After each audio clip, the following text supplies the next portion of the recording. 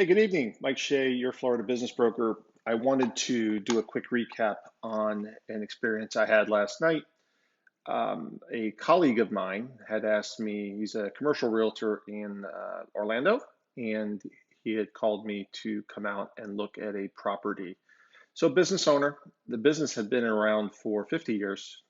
It was a manufacturer, which is really, really rare in Central Florida. We generally do not find manufacturing other than those tied to the commercial space in boating or military or space-driven aeronautics, and that's usually over on the coast, which makes sense, right? Boating, we have a port in Cocoa, and then we have a lot of ski boats and boating activity. So they were making tools. Had no information other than that. So I walked into the building after hours, employees had left, was struck by absolutely how pristine the machine shop floor was. You could smell the lubricant, but it was clean. It was well swept, but you could tell the tools were used. It was orderly and engineered. There was decks of process related to the various tools that they made. There was, work in progress staged throughout there. Real Warehouse 2000, GE black belt type stuff. You could tell that whoever at one time had started the business or owned the business had done a really, really good job of keeping it orderly and organized, which is a good thing when you're looking to sell a business. Engineers and buyers who are in that space like to see that because it drives efficiency. Met the owner. It was a woman in her 80s. Her husband had started the business, had kind of cascaded out of the corporate world, started the business, but used his relationships to become a supplier for a variety of customers. Had passed away several years ago. She was running the business. We got a tour of the factory. I understand how the tool and die machines were working, what they were producing, walked through some of the components and who their end customers were. And we were dialoguing about, revenue concentration, customer concentration, how is their sourcing through COVID, all that stuff.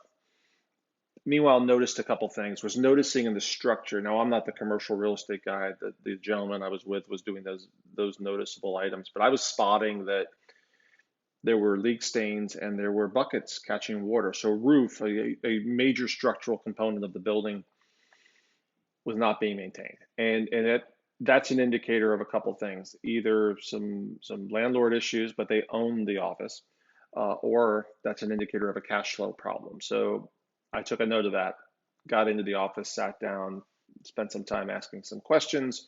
Finally, got the financials, got the tax returns first. The tax returns were interesting because there was no cost of goods right off the bat. C corporation, and when you see a C corp, really, really rare to see a C corp anymore.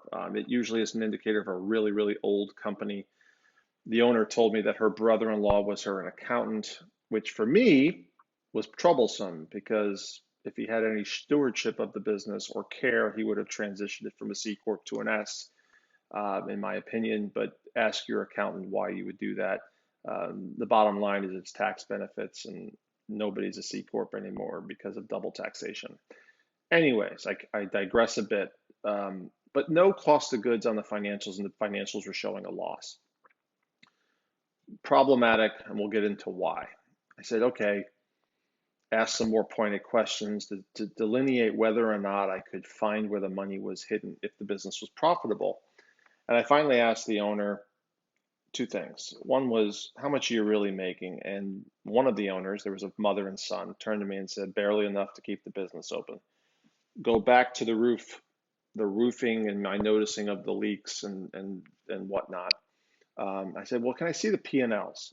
And the mom looked at me and said, there are none. And the son said, yes, there are.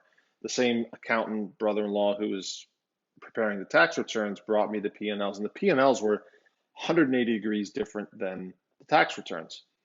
Problematic in that when your tax returns don't reflect reality, you can't get loans on businesses from banks. So, the accountant, hey, I don't want you to pay taxes. I've got a second set of books, or I'm filing for tax purposes in a different manner that I'm filing on the P&Ls. It still is challenging from the financial standpoint to get any type of financing unless you've got a relationship with the bank president, right? So you're not getting an SBA loan when the tax returns aren't clean. Bottom line is this business was doing about $500,000 in sales. And when you pull comps in the manufacturing space, it usually should be making about $115,000. They were not. And on top of that, they weren't charging rent because they owned the building. There was no rent on the financial statement. So as a consequence, it was only making about 50 grand. The bottom line on why that was that their customer base had dwindled down to a very few. They were being leveraged by their customers in terms of payment terms, stretching them out 60 to 90 to 120 days. And when you have no customers, you basically are in a weak position, and your end customer ends up using you like a bank. Um, on top of that, they were making components out of steel and aluminum. Prices go up, you're in a commodity, which is tools, and you're unable to raise prices to offset the escalated costs, which is why you saw the leaks in the roof. The leaks in the roof were an indicator of a lack of cash flow to support the business dynamics and the KPIs that were occurring within the business to maintain your margins. Wonderful family, great story, and it wrapped up with, look, we need to just liquidate the assets. Now you could go to the supplier, your customer, and say, hey, do you want to buy it? And I did make that recommendation. I don't think that'll happen because people who are big customers tend to do one thing and one thing only, and they have their own cash flow challenges and aluminum sourcing and the supply chain, particularly with COVID, presents some challenges. But if you're a key supplier to a manufacturer and you're the only dog in town, they may buy it, but they're going to buy it at a discount, which was fine in this circumstance. The second option is that we auction it. Now, machine equipment maintains value.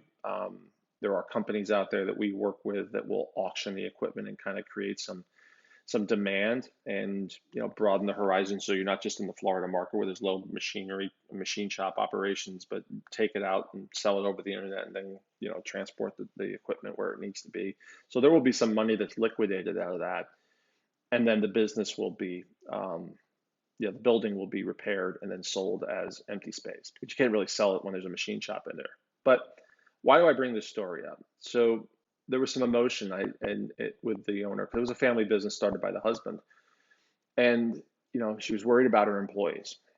Odd thing is, business owners always worry about their employees. They really do, because small business owners know the importance of good employees. The sad thing is there's a perception that business owners don't. Now, the reality is she probably should have shut the business down 5, 10 years ago when her husband passed away, because she wasn't really active in stewarding it, but she kept it going to employ people. And as those people age, their employability, and they get accustomed to an income level, the trauma of a business sale or shutdown, which is what's occurring here. The sales are easy. If you buy a business that's actively and running, the buyers always want to invest in it, and the stability of the employee workforce is really, really good. Keeping it open just to employ people is really a bad thing for both the business and the eventual value of it, and also for the retention of the employees' livelihoods. So what's going to happen is the business is going to shut down, the employees are going to lose their jobs. Now, they're good employees, they're skilled, which is rare, and they have a good work ethic from all reports, so they're going to be fine. But changing jobs in your 30s is less traumatic than when you're in your 50s.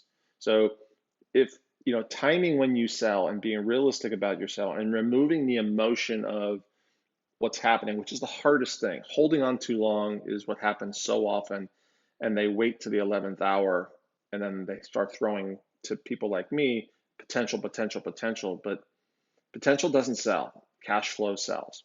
Second point, you've got to keep clean books, and you should have some outside party other than your accountant, who in this case was a family member doing the bookkeeping, who was helping but didn't have the discussion about the exit plan, which should have been had.